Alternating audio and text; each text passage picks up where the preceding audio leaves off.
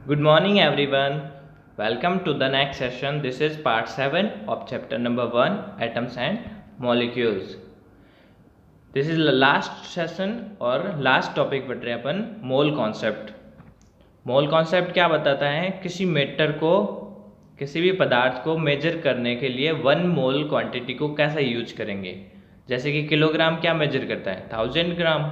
किसी पार्टिकल का मास मेजर करने के लिए किलोग्राम यूज होता है। वैसे ही मोल कॉन्सेप्ट किसी भी सब्सटेंस को की क्वांटिटी मेजर करने के लिए यूज होता है कि कोई सब्सटेंस कितना है। तो 1 मोल कितना होगा? 1 मोल के अंदर पार्टिकल्स कितने होंगे किसी भी एलिमेंट्स के, किसी भी पर्टिकुलर टाइप के मॉलिक्यूल्स के, तो उनके पार्टिकल्स कितने होंगे और उनका मास होगा कितना ग्राम के अंदर। 1 मोल के अंदर, ग्राम के अंदर उनका मास कितना होगा, तो वो देखते हैं। 1 mole of any species like atoms, molecules, ions or particle is that quantity in number having a mass equal to its atomic or molecular mass in grams। एक मोल किसी भी स्पीसीज या किसी भी एटम्स का एक मोल उतनी क्वांटिटी होती है मास के अंदर जो उनके रिलेटिव एटॉमिक नंबर ग्राम के अंदर जब आ जाए। जैसे कि अपन ऑक्सीजन की बात करें तो ऑक्सीजन का एटॉमिक मास होता है 16U, यूनिफाइड मास होता है।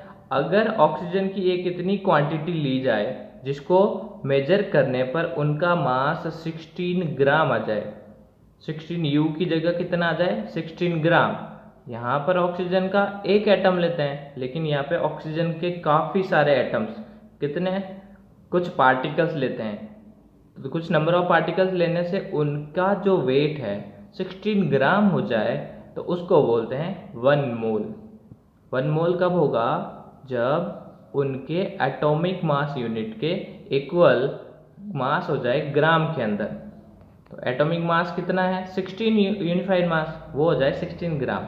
जैसे हाइड्रोजन का होता है 1 यूनिफाइड मास, वो अगर 1 ग्राम हो जाता है कुछ पार्टिकल अलग लेने से, ये होता है 1 एटम का, कुछ ज़्यादा पार्टिकल लेने से 1 ग्राम हो जाता है, तो उसको बोलते हैं 1 मोल हाइड्रोजन। ठीक है, इसको और अच्छे से समझते हैं, आगे देखें। उसके अंदर पार्टिकल्स कितने होंगे? 1 मोल के अंदर कितने पार्टिकल लेवे कि उसके इक्वल ग्राम आ जाए? तो the number of particle present in 1 mole is equal to 6.022 into 10⁻23। Particle लेने का मतलब क्या हुआ? जैसे हम 1 किलोग्राम सेब, एप्पल तोलते हैं, उसका मेजर करते हैं, तो उसके अंदर 5 या 6 एप्पल आते हैं, 5 to 6। तो 6 एप्पल जब आते हैं तो वो क्या है? 6 पार्टिकल है 1 किलोग्राम के अंदर। वैसे ही 1 मोल है, 1 मोल के अंदर कुछ ग्राम है। जैसे ऑक्सीजन कितने ग्राम है? 16 ग्राम है। तो 16 ग्राम मेजर करने के लिए कितने पार्टिकल लिए अपन ने? ऑक्सीजन के कितने एटम लिए? तो वो एटम कितने हो गए? 6.022 इंटू 10⁻23। जो क्या है 6.022, ये किसी ने दिया है नंबर, हर एक के अंदर यही होगा। हर एक एटम्स के अंदर जब 1 मोल लेना होगा तो उसके अंदर पार्टिकल इतने लेने पड़ेंगे। तो जो ये नंबर है 6.022, इस नंबर को आवोगाद्रो नंबर बोला जाता है और उसको रिप्रेजेंट किया जाता है n0 से। और इस नंबर को number named in honour of the Italian scientist Amedeo Avogadro. और ये जो नाम है आवोगाद्रो, वो एमिडियो आवोगाद्रो एक इटालियन साइंटिस्ट थे जिन्होंने इस नंबर को दिया था, उनके ऑनर में ये नाम दिया गया है। The mass of 1 mole of a substance, इसके बारे में और पढ़ते हैं मोल के बारे में। तो हमने जैसा बताया था शुरुआत में कि मास ऑफ 1 मोल, एक मोल किसी सब्सटेंस का मास क्या होगा? Equal to its relative atomic और molecular mass in gram. Atomic mass या मॉलिक्यूलर मास का ग्राम के अंदर जब इक्वल आ जाए तो वो 1 मोल सब्सटेंस का मास होगा। जैसे कि एग्जांपल के तौर पर देखें तो एटॉमिक मास ऑफ हाइड्रोजन क्या होता है? 1 यूनिफाइड मास।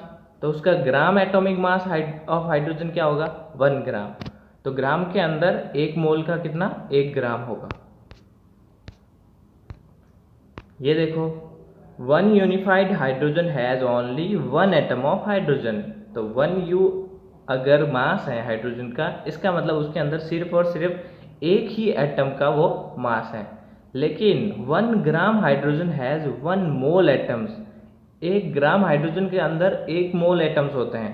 कितने एटम्स हैं? That is 6.022 into 10⁻23 atoms of hydrogen.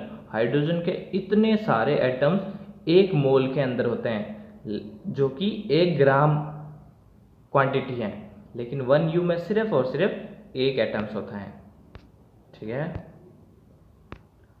1 mole equal to how much particle? 6.022 into 10⁻23 particle. याद रखना ये एवोगाद्रो नंबर, और इसका मास कितना होगा? रिलेटिव मास इन ग्राम। जो भी एटॉमिक मास है वो ग्राम के अंदर। 1 मोल ऑक्सीजन 6 पॉइंट, जैसे कि एग्जाम्पल के तौर पर देख सकते हैं, 1 मोल ऑक्सीजन कितना होगा? 1 मोल ऑक्सीजन के अंदर ऑक्सीजन के कितने एटम? 6.022 इंटू 10⁻23 एटम्स, और इनका मास क्या हो जाएगा? 16 ग्राम ऑफ ऑक्सीजन। इसके एक एटम का मास होता है 16U यूनिफाइड मास, और 1 मोल का हो गया 16 ग्राम। यहाँ पे U और ग्राम के अंदर फर्क समझ में आना चाहिए आपको। U होता है एक ही एटम का, और बहुत सारे एटम्स। कितने एटम्स? 6.022 इंटू 10⁻23 का 16 ग्राम होता है। जैसे कि एग्जाम्पल के तौर पर इनको और समझो। 1 मोल ऑफ कार्बन एटम्स, अगर कार्बन एटम का 1 मोल लिया जाए, 1 मोल कार्बन एटम लिए जाएं, तो उसके अंदर पार्टिकल कितने होंगे? हमेशा सभी के अंदर पार्टिकल्स तो सेम रहेंगे 1 मोल में, 6.022 इंटू 10⁻23 एटम्स। लेकिन उनका ग्राम, हमें पता है कार्बन के एक एटम का जो मास होता है वो 12 यूनिफाइड मास होता है। अगर 12 ग्राम में आ जाए, इतने पार्टिकल लेंगे तो 12 ग्राम में आ ही जाएगा। तो 12 ग्राम ऑफ कार्बन एटम्स उसका मास हो जाएगा। 1 mole of hydrogen atom, hydrogen atom का 1 मोल लिया जाए तो उसके अंदर पार्टिकल तो वही होंगे 6.022 इंटू 10⁻23 एटम्स। लेकिन वो जो ग्राम के अंदर इसका मास होगा वो 1 ग्राम होगा। क्यों? क्योंकि एक एटम का होता है 1 यूनिफाइड मास, और इसका ग्राम के अंदर 1 मोल का होगा 1 ग्राम।